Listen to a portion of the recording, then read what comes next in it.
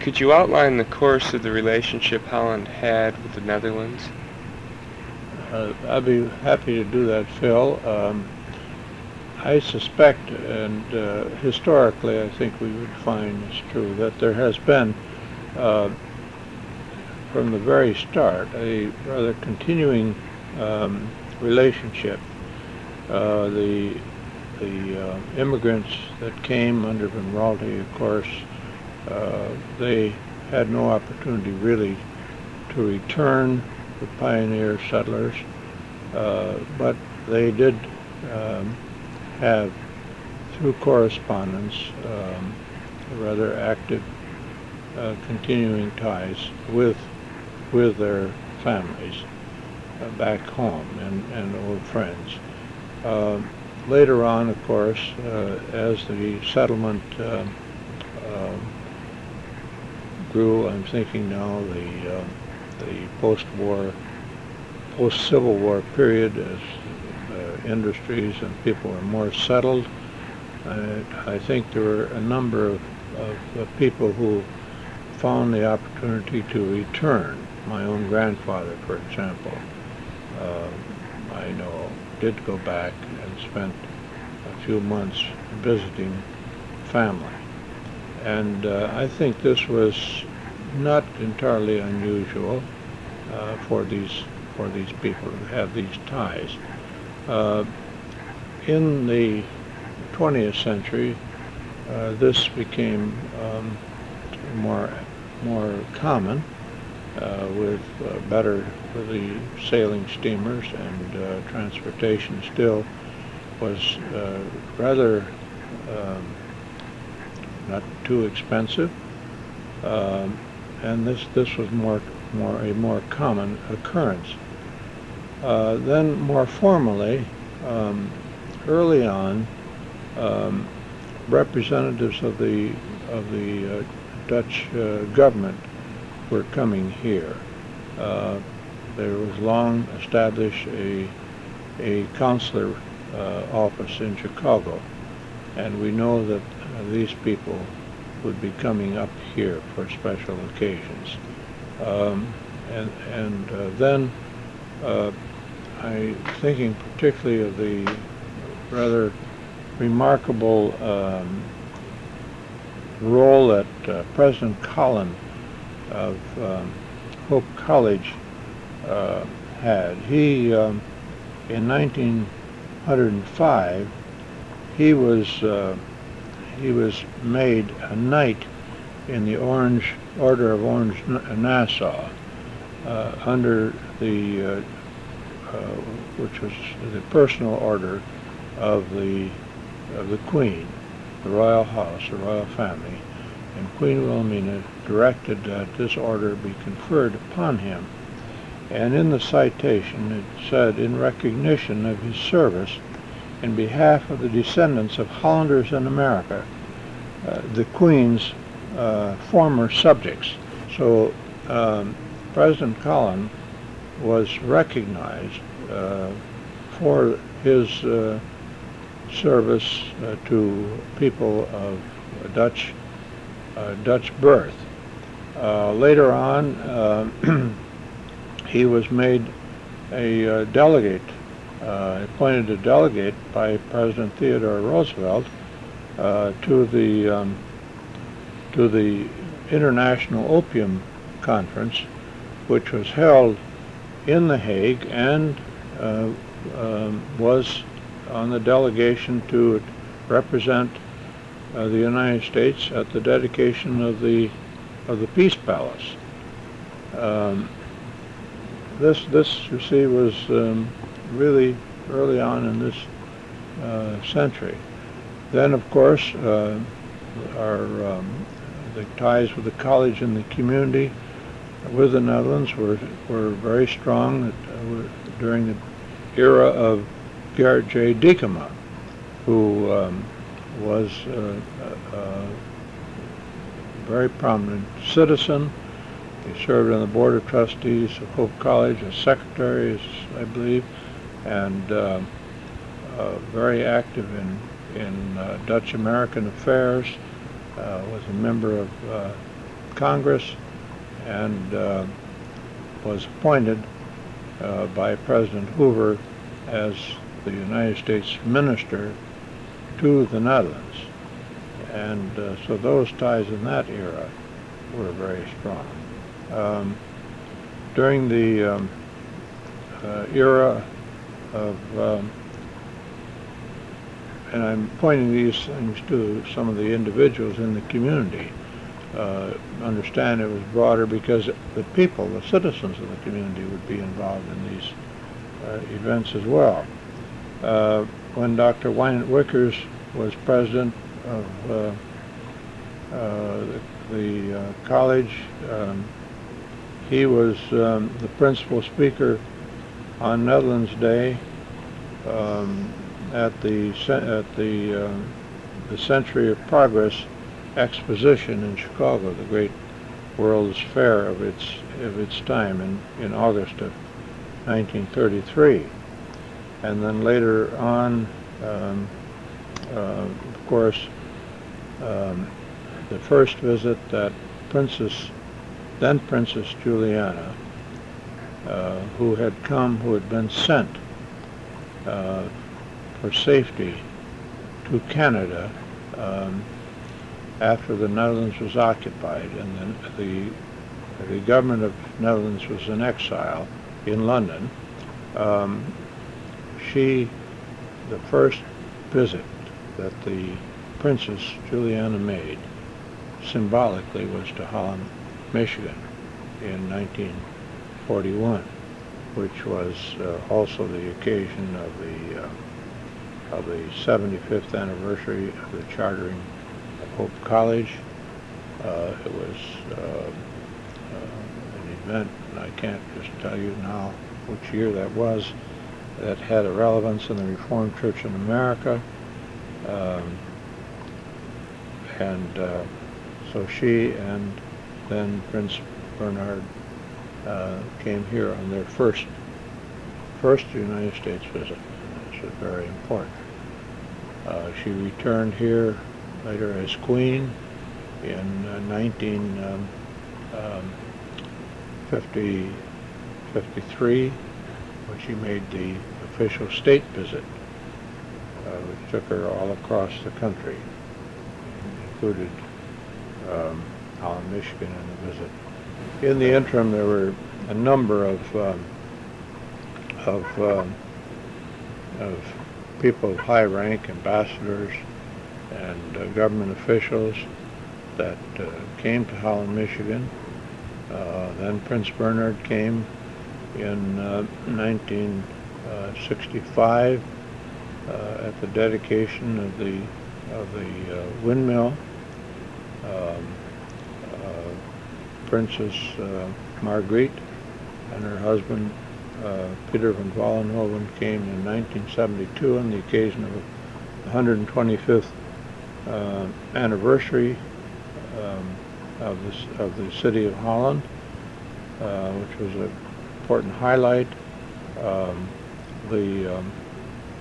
then, of course, in 1982, Queen Beatrix and her husband Prince Claus were here, if you recall, at that time. In addition to all of this, there were, of course, all of the large immigrant movement in the post-war period, when thousands of people left the Netherlands and settled in the western Michigan area, and many hundreds settled here in Holland, Michigan. The government established an official office here, which I was privileged to head from 1942 onward, a division of the Ministry of Foreign Affairs, the Information and Cultural Affairs Office, in which we covered 20 of the states in the United States from Holland, Michigan. And this also increased the ties. Well, I think those are examples of how this these ties have been officially important and also on a more personal basis between citizens. What did the Centennial Commission do? Well, let me start back by saying that the 50th anniversary of the founding of the Dutch communities was a great celebration in 1897. Back in let's say in about 1935 or so, some of us began to take a look at it, particularly people interested in history. I was at the time supervising a historical record survey for the state of Michigan, or for the federal government,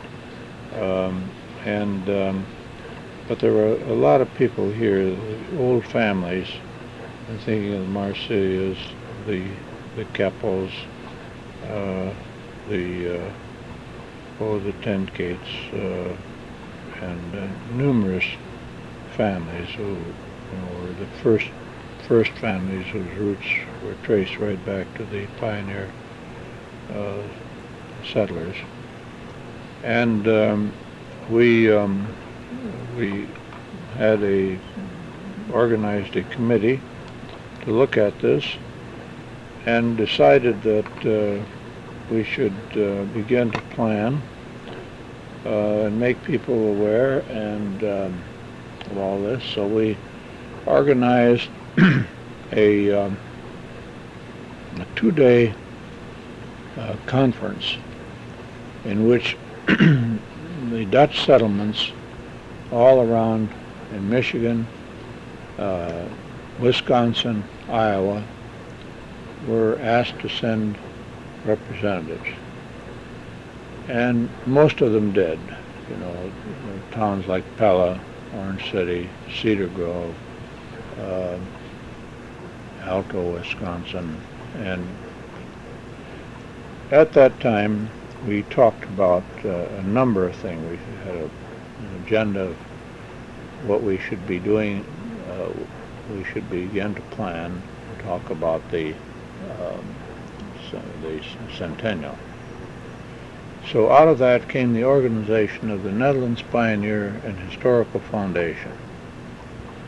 And it was agreed that this would be a federation type, that we would work jointly on a number of projects, and yet each community was encouraged to set up its own committee for the observance of the 100th anniversary of their settlement. Some of these occurred a little later, like they weren't all going to occur in 1947. Some were a year later, 1948, 49, depending on when they came. At the same time, we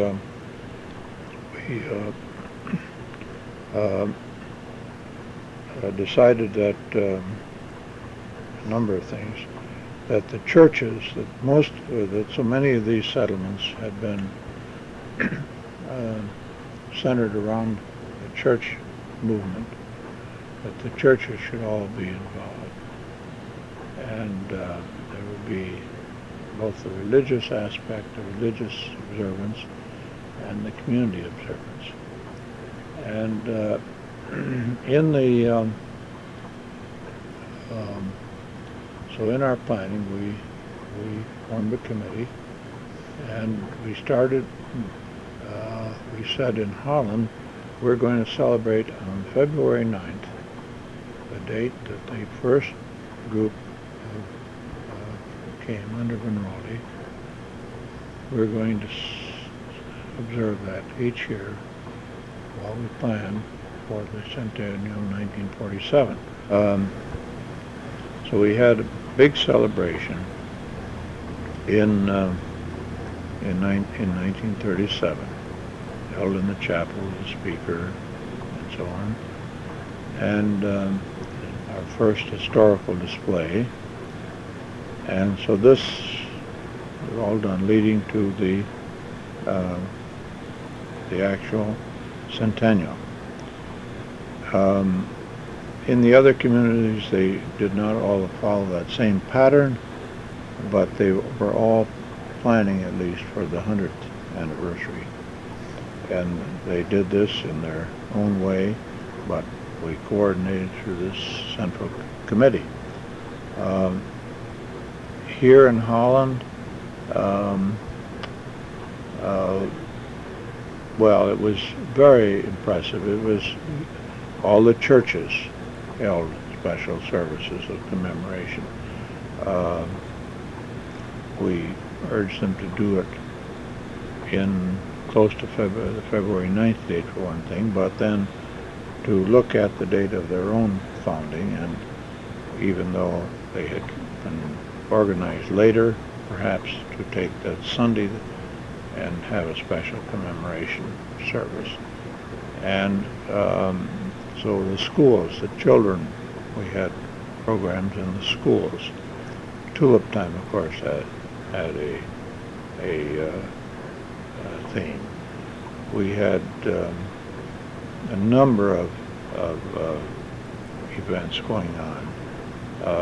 We had, in addition to February, we had a whole big event in August of that year.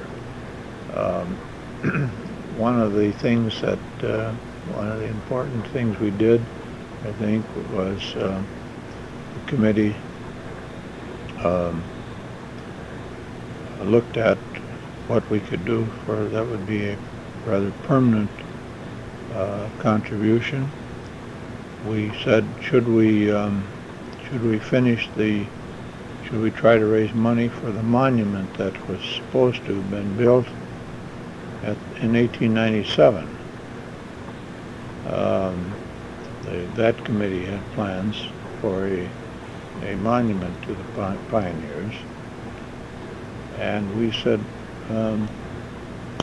we think that there is something more important that we might do, and that is there is no adequate history of the community and of the Dutch settlements, of these Dutch settlements. We should publish a really authoritative work. And we made that decision. Then we said, who is the most qualified historian in the United States who can do that? And it was decided that Henry Lucas, who was professor of history, University of Washington, was that man. University of Washington gave him a special year-long sabbatical. He came here, worked in our manuscripts, in our archives. He went to the Netherlands. He had often been in the Netherlands. He had published extensively on some aspects of the immigration. He had grown up in Graafschap. He had spent a couple of years at Hope College and was graduated from the University of Michigan. Knew Dutch very well, read it, and the outcome of that was the publication of Netherlanders in America, which is now out of print and which we want to reprint if we can. The University of Michigan Press cooperated and they published that book. Then there was, subsequent to that, the 2-volume work published in the Netherlands of Dutch memoirs and immigrant writings, very important work as well.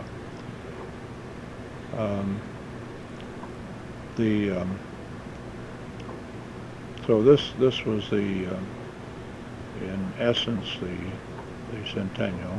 There were musical programs, special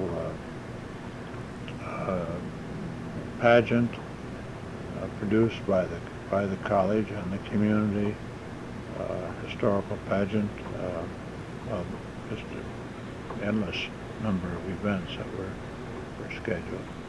the time Henry Gerlings was mayor, at the time of the 90th anniversary, and at the time of the centennial, Mayor Ben Stephens was in office and took a prominent part in all these celebrations. Of course, we had the Netherlands ambassador come out, and many dignitaries came throughout that year. What did Holland do for its 125th birthday? Well, we had, again, a really community-wide celebration, Phil. We started off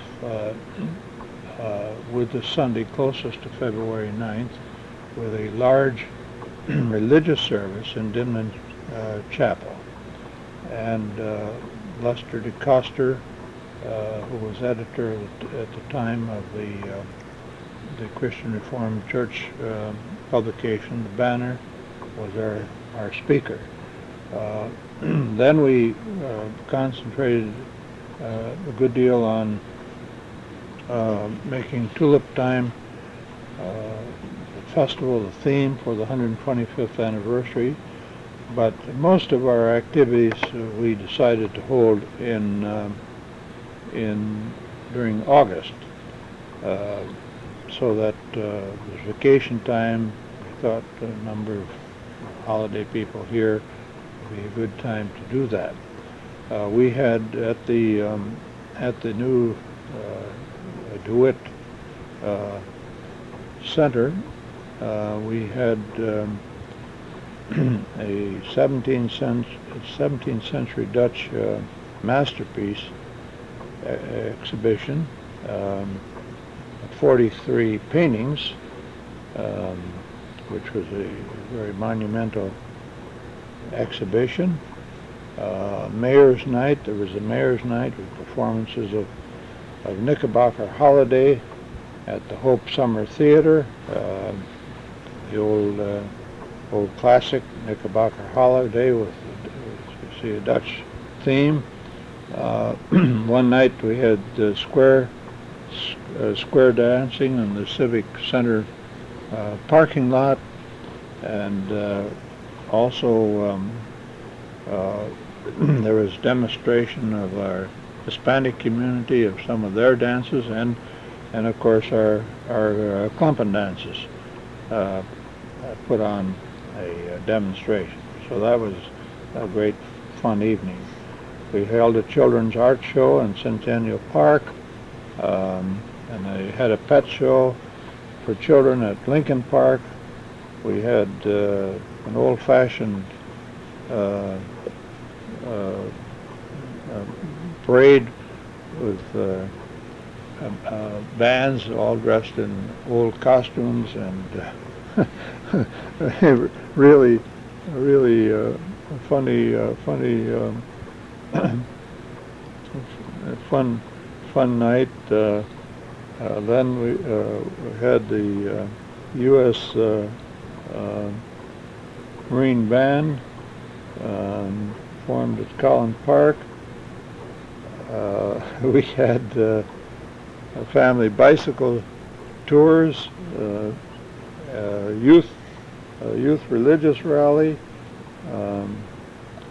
tour of the colony, as we said, all the early Dutch settlements like Drent and Friesland and Groningen, Graafschap, and so this was a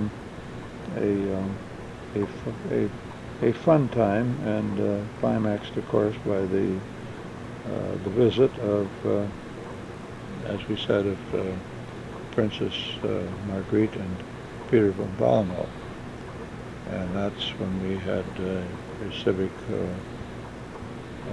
reception for them, and appearance at the chapel as usually was done, and a luncheon at the yacht club, and a parade of boats, a whole flotilla of boats going up the lake, and the Queen, or the Princess, at the helm of one of the lead boats, in which she was, and her husband were riding, and he was, the Prince was when he was at Leiden University, he was very good, not the prince, I'm sorry, it was Peter von Wallenhoven.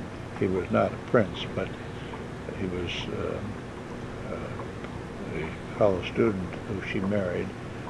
And he was a very good pianist and had his own love jazz.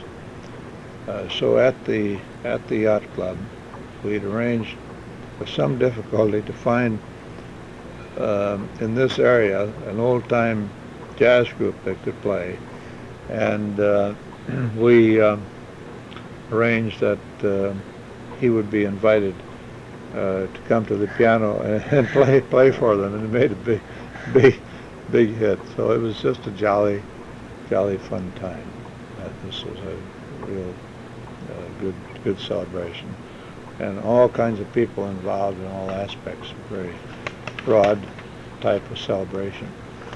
In 1882, there was a national observance and celebration of 200 years of uninterrupted diplomatic relations between the U.S. and the Netherlands. I was wondering if you could tell me a little bit about what happened in Holland for the celebration. Yes, I'd be very pleased to do that, Phil. As you know, I served on the National Committee, and it was a very impressive total observance nationwide. Here in Holland, the highlights, I think, were we joined with Zealand, really, in some of the observances. We brought the miniature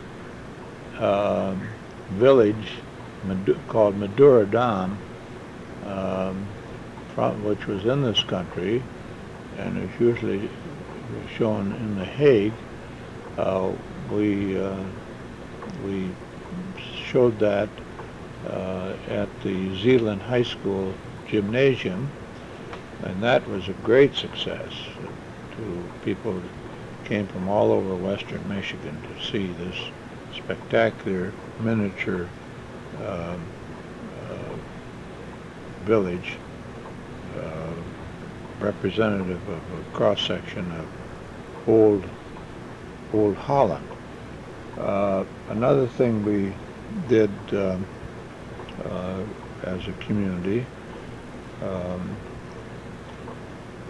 joining with Calvin College in the sponsorship, Hope College and Calvin College and the communities of Grand Rapids and Holland sponsored the concert of the Hague Residency Orchestra, one of the world's great orchestras, and that was an event that attracted wide attention.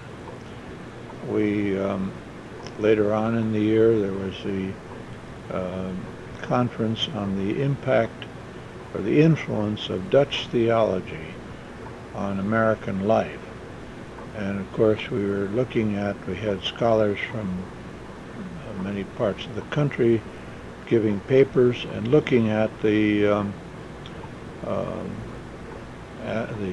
influence, especially early on, the colonial Dutch period in the East, and then subsequently the Midwest and the organization of the Christian Reformed Church, the theological views and the impact and influence on the social and religious life of the American scene. We had a tulip time.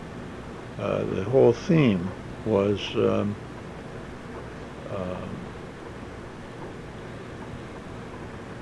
devoted to the 200th anniversary.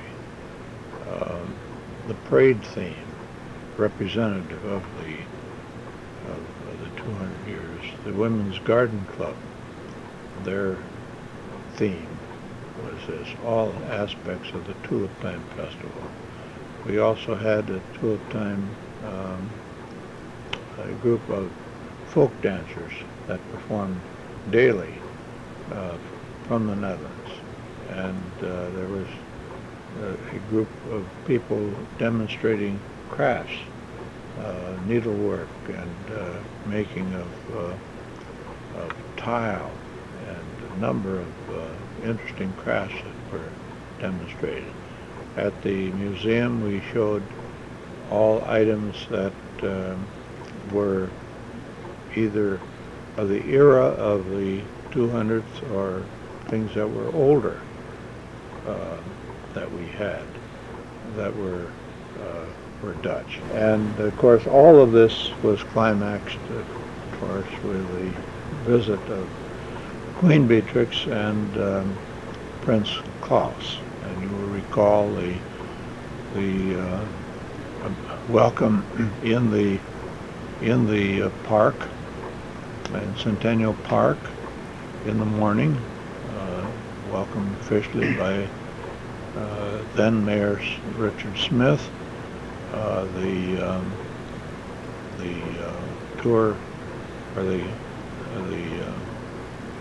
ride in the open carriage to Hope College, and the Queen's address at Hope College, then on to the community picnic at Collin Park, the one event on the Queen's whole national itinerary, which was purely an American family tradition, an outdoor summer picnic, and made a great hit with the Queen and Prince Claus. So the community did itself proud, and thousands of people, of course, participated, and it meant much to especially to people of Dutch birth or Dutch extraction. When and why was the Planning Commission formed, and what were some of the first things it did? Phil, in I think it was December 1949 that the council adopted the necessary enabling legislation for a city plan. Now, this was done under the state legislation which was in place, which permitted cities of the size of Holland to create a city planning commission and to undertake a city planning study. The legislation called for the fact that there would be the mayor and an administrative officer of the city, a member of council would be a member of the planning council, plus 6 citizen members appointed by the mayor and council. By this time, of course, it was very, very necessary because there were Holland was rapidly growing in this period. The form of government was changing. Under the charter, it had been was changing to a city manager form of government. The old committee system really was not practical anymore at this era in the city's growth, and this is why it came into being. What were some of the first things it did? One of the first things it did was to seek a professional. Well, we looked at, I say we because I was a member, we looked at some of the problems that we foresaw ahead, and we were advised and realized that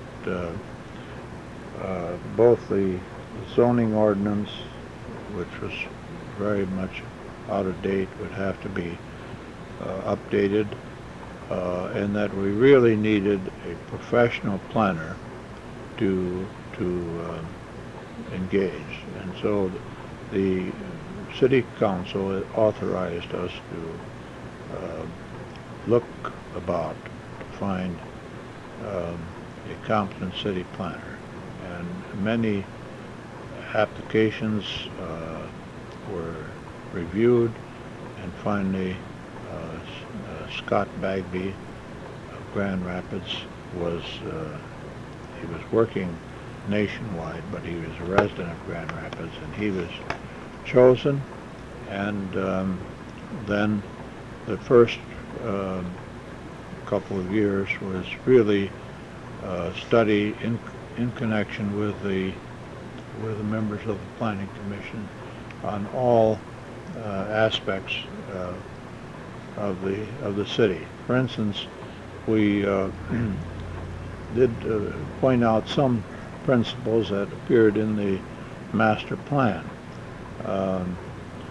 We pointed out that there was an interdependence of the city and the surrounding townships. And while annexation might be desirable, it was not necessarily the major concern or necessarily the answer to the problems.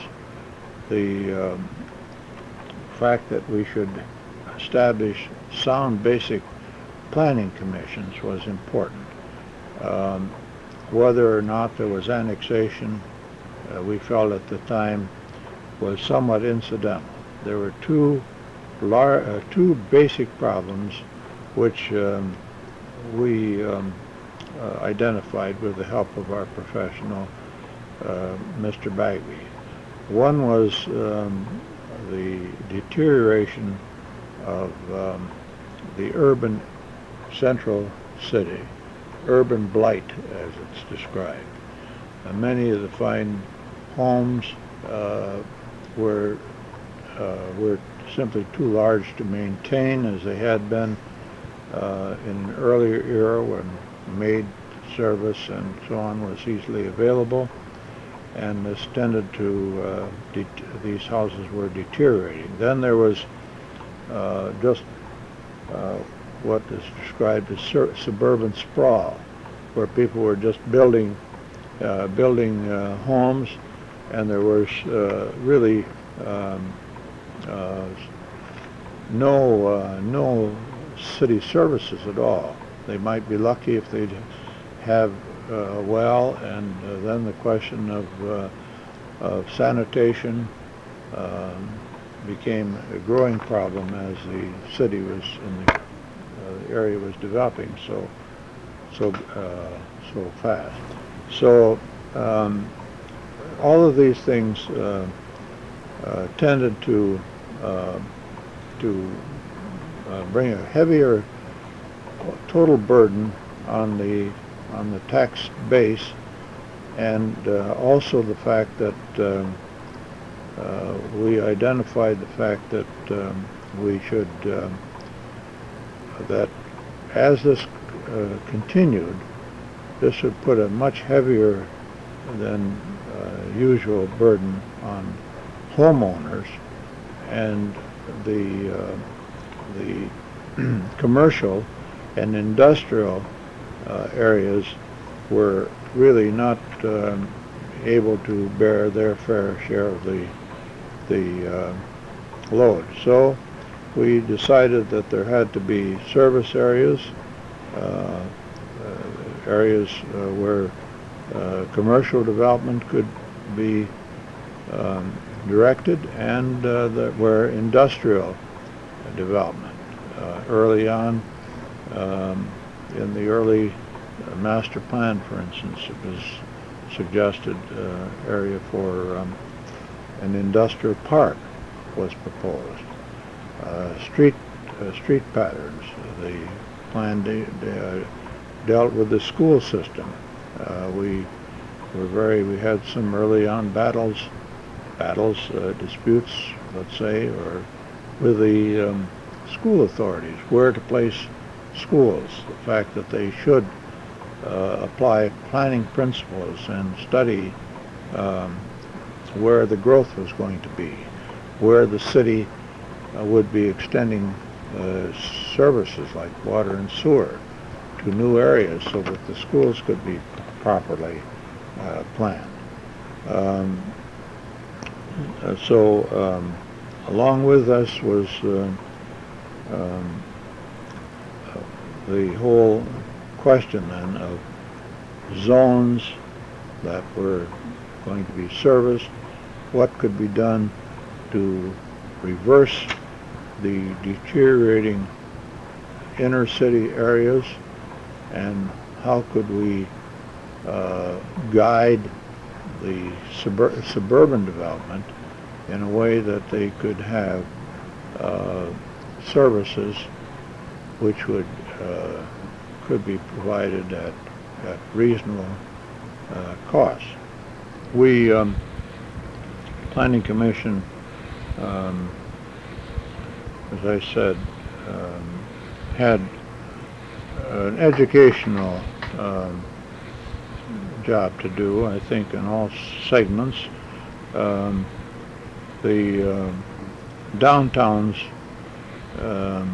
all over America were in the process of full decay. There were a number of reasons for that. The advent, of course, of the malls and the fact that the lack of neighborhood or nearby parking, all these problems. This is one of the things we tackled early on. At the time, the bypass was not yet in place. All of the traffic on US 31 and M21 was rumbling down River Avenue, that going north to Grand Haven, continued northward on US 31, continued north. That headed for M21, turned right at River and 8th Street, and as these huge trucks and semis began to be popular, this was just a frightful condition, and Planning Commission took the initiative in that, and working with the Highway Department at least got that route changed so the M21 route was diverted to 7th Street going east. Then the Planning Commission started on the, with City Council of course, in the development of off-street parking, and of course with the merchants' cooperation, and so that they would understand the importance. And because this was done at that time, I think it has contributed very much to the continuing health of the downtown business area. We were always, as Planning Commission, very concerned because we recognized that the central business area was an important tax base for the community, and that is why, too, we wanted to get a handle on the industrial development, the new industrial development, and why early on the Planning Commission was advocating an industrial park, which later developed so beautifully under the auspices of the city and the Chamber of Commerce and so on. There were many things the Planning Commission did. The institution of the sign ordinance, the things we established was major street routes, cooperation with the city. As I said earlier, the schools, working with the school board in planning location of the new schools. I think you could characterize, Phil, the era of the 50s and 60s in Holland. There was a great steady growth and development of single-family homes during that period. Holland developed this was the trend, especially the ranch type homes, large lots, and so on. Then there was, in the 70s, there was a sort of a boom in mobile homes and in townhouses sort of thing. We saw that, I think, in that era. So the Planning Commission responded in that way.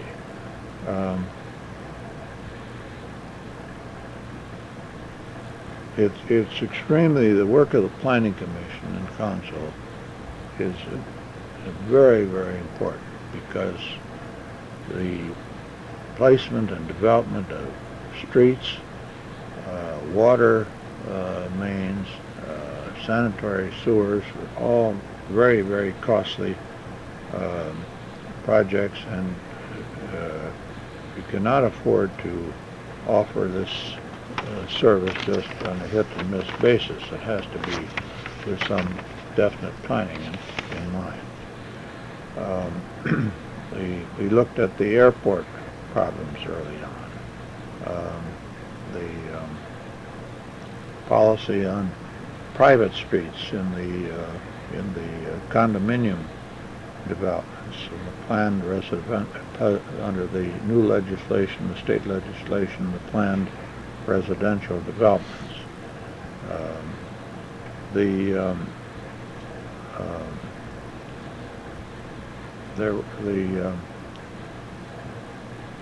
I don't know whether this target will be reached or not, but by 1990 we were working with a target one time that by 1990 the population in the city of Holland would be 38,683. I don't think I don't know that we're going to reach that, but we won't be far off on that target. That's an old target study conducted by the State Highway Department. It's a figure that we used at that time. Could you outline the steps of annexation to the city? Yes, I'll try and do that, Phil. There was the surrounding townships, especially the north side, as Holland was growing so rapidly, the townships were as well.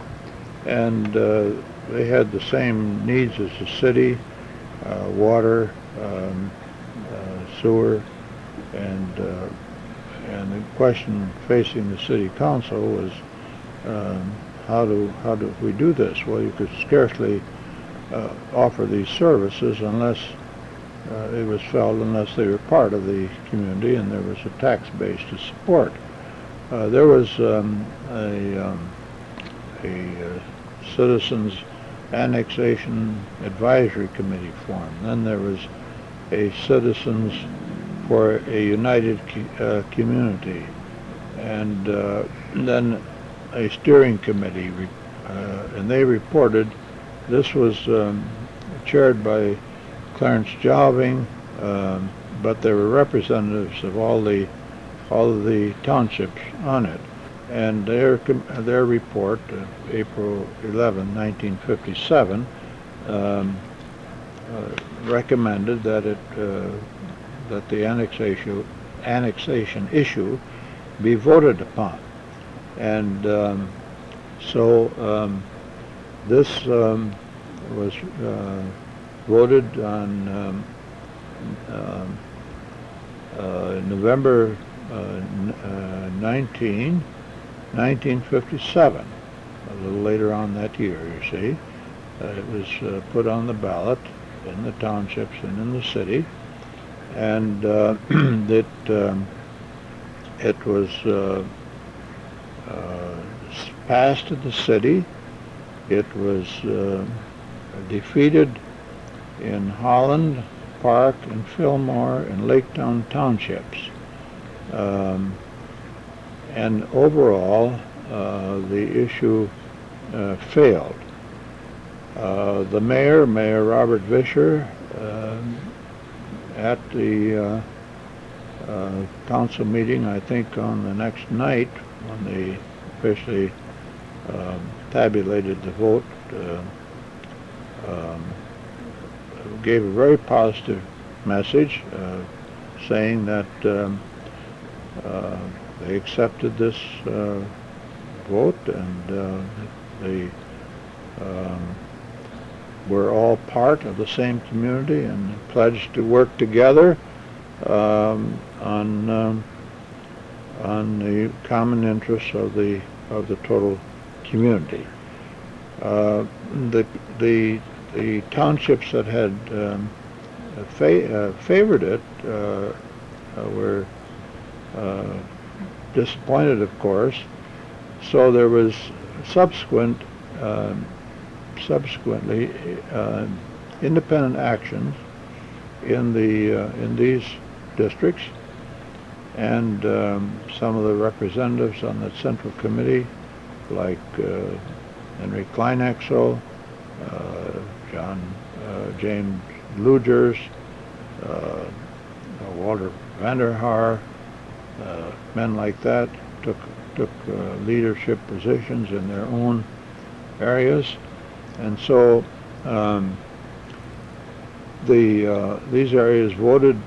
They petitioned the city council to join the city, and the strategy was changed, and you see, and they did it by these areas, and it was ruled by the attorneys this was a proper procedure. And so on July 4th, 1958, Apple Avenue and Montello Park were officially received by the City Council. And August 2nd, 1958, see, about a month later, the Maplewood District.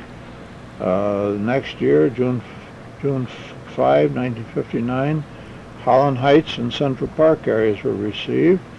Then on June 2nd, 1961, 3 smaller areas of Laketown Township were accepted for annexation, and December 29th, 1969, the Waverly Heights group annexed. And so that is pretty much the present, boundary now of the city. Could you outline the steps toward the formation of Windmill Island and acquisition of the windmill? Oh, I can talk all day about that, Phil. Let me tell you a little bit about that interesting story. It was the dog days of August 1961 that a longtime friend, a very marvelous gentleman, the late Carter Brown, who was the owner of the castle, came into my office where we're sitting and said, "Bill, I was brought here by my parents when I was an infant of less than a year old, and I've been coming here for 70 or more years." And he said, "I love this community, as you know," and he said, "I would like to do something. I don't have much money to do it with, but I have an idea." He said, "I think Holland is such a wonderful community, such a great heritage. We should have something that would symbolize to every visitor coming in that this is a Dutch town." Now, he said, "We've got the museum, and we've got the wooden shoe factory, and there are other things that remind people. But," he said, "there ought to be something that just is..." I said, "Well, what do you have in mind, Carter?" "Oh," he said, a windmill." "Oh," I said, "that's a great idea." I said, just a second." So I excused myself, and I got a set of plans for a windmill, because we had a set of blueprints for a windmill, because, believe it or not, we had many, many inquiries for people who wanted to build little windmills for their gardens or something. And he looked at those. He said, no, no. He said, I don't mean that. He said, a real windmill from the Netherlands. Oh, I said, Carter, that's a very, very nice idea, but that's impossible. What do you mean it's impossible? Well, I said, here's the story. I said, there used to be all kinds of windmills in the Netherlands. Now there are less than 900. And the government now has, under national legislation, has put them under the National Monument Law. They're all protected as monuments. And I said, you cannot, if you own a windmill, you cannot do anything with it unless you go through the whole procedure. And I outlined what that was, that you had to go before a provincial group, and then this went on to the state. If, for example, your windmill was the only one in the town, that had something to do with the horizon, the appearance of the town, so you couldn't take it down. If you could not afford to repair it, why, there would be money to help. So, even if there were, if your mill was in such bad condition that it didn't seem feasible, and there were a lot of mills like it in the neighborhood, if you could take it down, the parts were put into a bank, a parts bank, and saved for the preservation and reconstruction of other mills. So I said, this is just impossible. I said, I'm sorry, but that's the way it is. That's the law. Well, he said, think about it. So a couple of days later, he said, you've been thinking about my idea? No, I said, I've been thinking about your idea. I said, it's great, but I said, I can get more plans probably from the Netherlands, but we can't do as you think. Well, he said, grumbled a little bit. He said, everything's possible. So, anyway, he talked to me a couple of times, and I told him the same story. Then I left town for 3 weeks to go to accompany, handle public relations for the Netherlands Chamber Orchestra. And I was traveling, and that was a demanding trip, arranging for the conductor to be interviewed, the press, and so on. And I got back, and Nell said to me, oh, she said, you have to be at a breakfast tomorrow morning. Mayor Bosman has called a breakfast, and a number of people are going to be there. I said, what's that all about? Oh, about Mr. Brown's windmill idea. Oh, I said, oh, God, I was disgusted.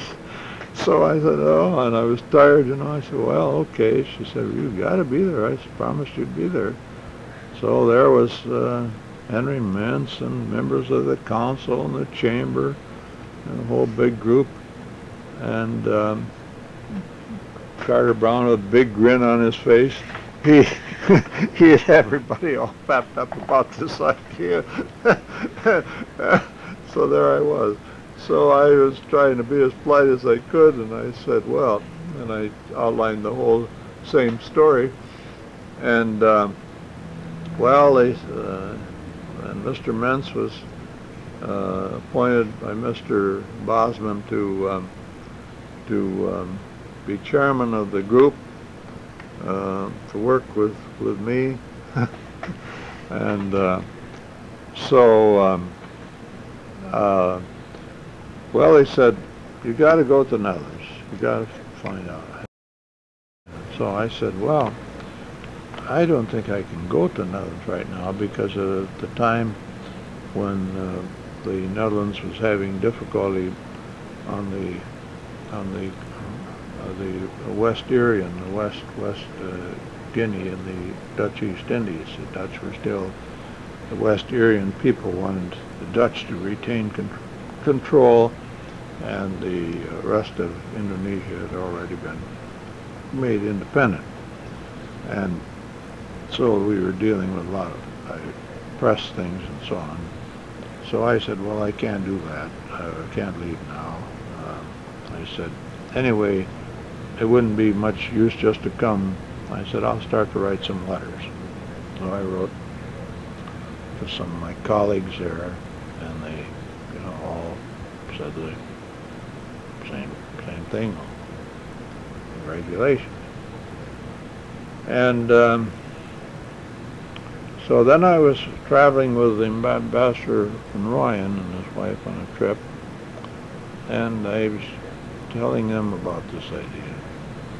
And Ambassador von Royen said, "Oh, you're dead right, Bill. That's absolutely impossible." But his wife said, "No, Herman," as she called her first, she said, "Phil, you always must keep in mind women, and I'm sure you've discovered this, like your mother and all of women have an extra sense that we men don't possess." And she said, "No," she said, "you, Herman, should help Bill. And you should let Bill have some time off to go. And maybe he can sell him on the idea that, after all, Holland, Michigan is a very important community, settled by the Dutch, the first community and all this, So anyway, to make this story shorter, I thought, now which of my colleagues over there that I've worked with has a lot of ingenuity? Who can I have help me go around? So I thought of Dave Huffmeyer, who had worked in immigration matters with me. And so I got Dave. I talked to Dave. Sure, he'd try to help. Well, we were just as naive as you can imagine. When I got off the plane, he had a big smile on his face. He'd play an ad in the popular weekly publication called Elsevier's, something like American wants to buy a windmill.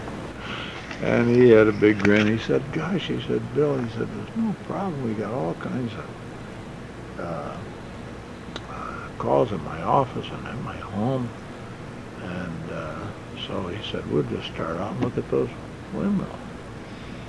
And we don't have to fuss with a Dutch Windmill Society or anything else." Well, we started. We spent about 4 days tramping inside, up all kinds of windmills, looking all around.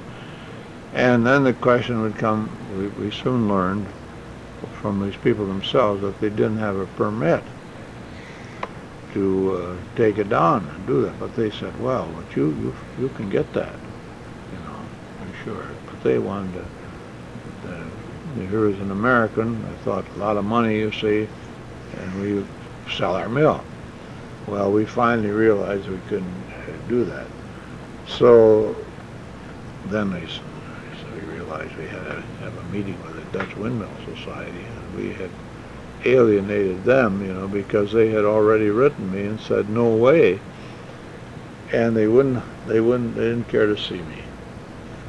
But fortunately, on that group was Ton Coat, an old friend from the Rijksmuseum, the secretary of the Rijksmuseum, who said, "Gentlemen," he said, "if Bill Wichers is here, he's here on a legitimate mission. He's a longtime friend of mine, and I simply would recommend that at least we give him an audience." So I came. They set up a luncheon meeting, and I came there with Dave Huffmeyer. And I thought, how am I going to deal with this group? They're so hostile, especially by now that we went around them, tried to. And so I knew that I had one man there that would help, and that was Ton Coat. So I said, "Gentlemen," I said, "I want to apologize." I said, "I'm here."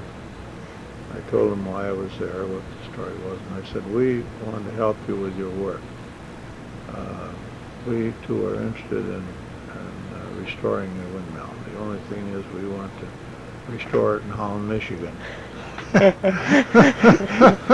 And then that's how. Then they took an action that the president, Mr. Stockeisen, a wonderful man, and Mr. Coate and a couple others would meet with me, and finally Mr. de Koning was the architectural, he was a technical advisor to them, would be involved, and we went from there, and then they had mills that they had on the list. They knew precisely which mills they would permit for all the criteria to be removed. And so we came to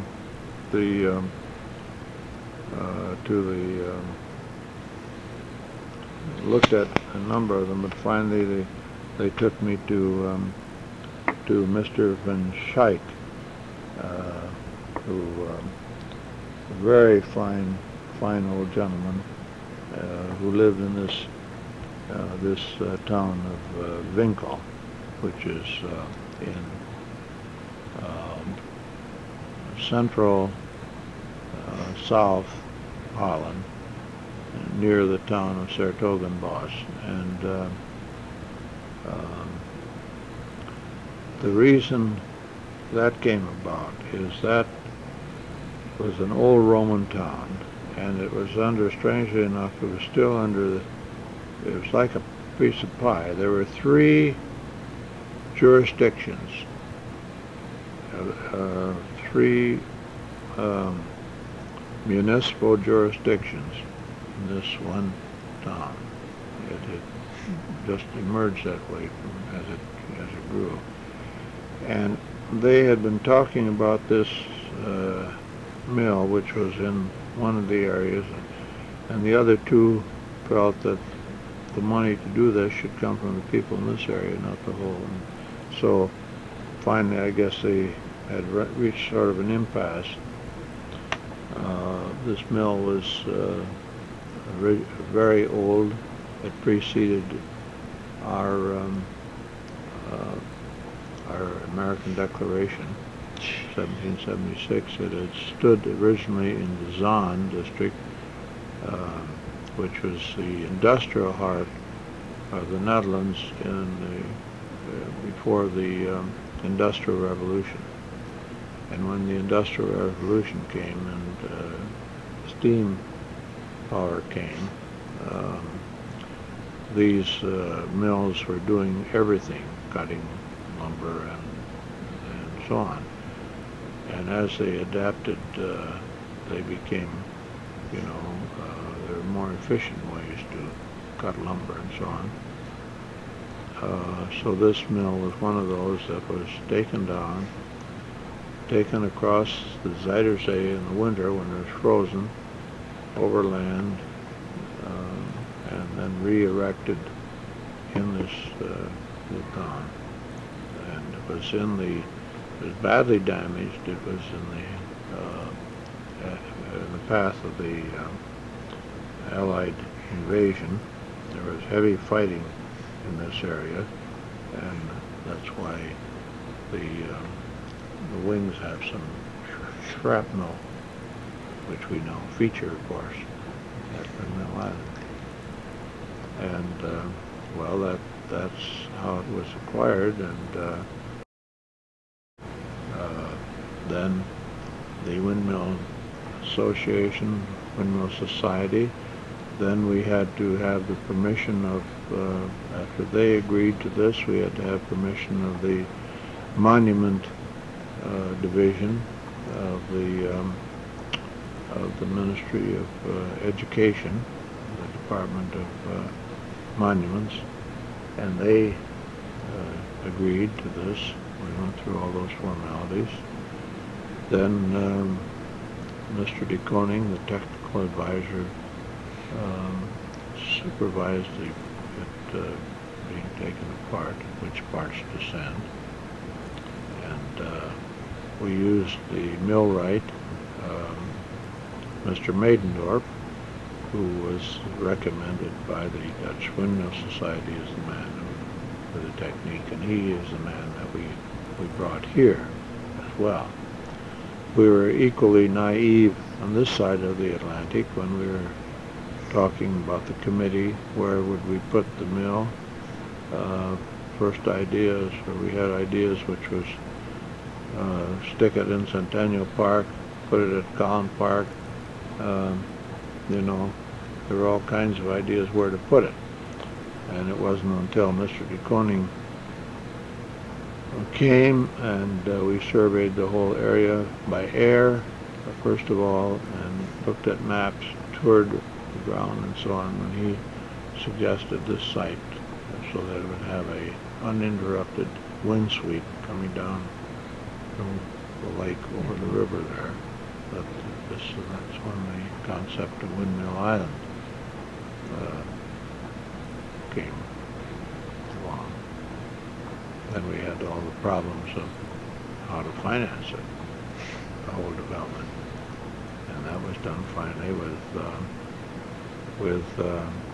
when we sold $500,000 of bonds, revenue bonds. And that too is an interesting story, Phil, because we City Council really was very very wary. This was not a very popular idea initially. People didn't think it would go, that it was financially not feasible, so that the City Council said at the outset there would be no tax money could be spent on that project. So we, at the time, it was during the Kennedy administration, and there was federal funds available.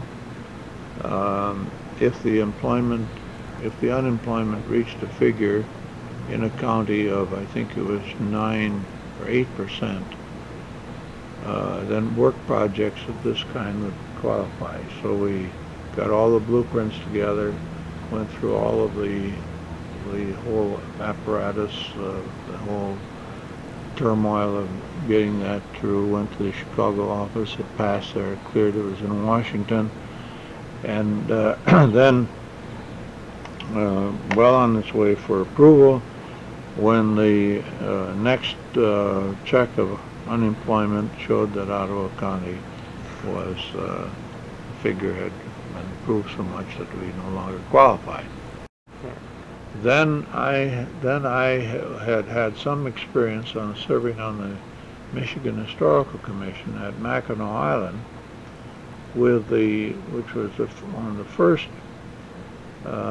revenue bond sort of things, and that was done by a firm in Chicago, and we went to see them, and Mr. Mintz, being the banker, of course, knew their language. They had a very good reception, and they were looking into it, and did approve the idea. They had the experience of Mackinac Island Park Commission on the revenue bonds for the projects at Mackinac Island, so we had a feasibility study made by a professor at Michigan State University. Had all that done, and then finally we convinced the council to at least not to obligate them, but to actually be the agency that would guarantee the full faith and credit of the city, and that way we got a much lower rate of interest. And of course, as you know, those bonds are always operated in the black and been very successful. Then in 1965 we had Governor Romney and Prince Bernard come. We had a great dedication ceremony. outline the steps for the formation of the Netherlands Museum? Happily, Phil, one of the objectives of the Netherlands Pioneer and Historical Foundation, which was organized in 1937, was a historical display and ultimately the organization of a museum. We held on the occasion of the 90th anniversary a historical display which occupied the entire basement area on the south side of the basement of Dimnan Chapel. This was done by volunteer committees, and this proved so popular that the Chamber of Commerce and the city encouraged us to move it and have it for tulip time in the summer, and to really think seriously then of our objective of making it permanent.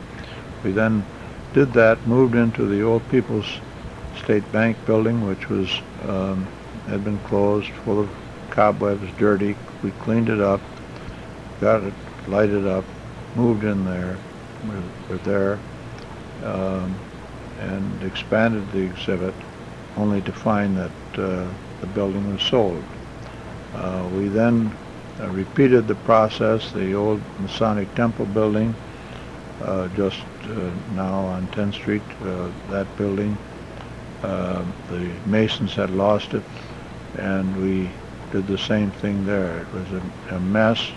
We cleaned it up with volunteer help, moved the museum in there, and then repeated the process. Where that was opened up, cleaned up, and as people came in it, they saw opportunities for that building, and that building then sold.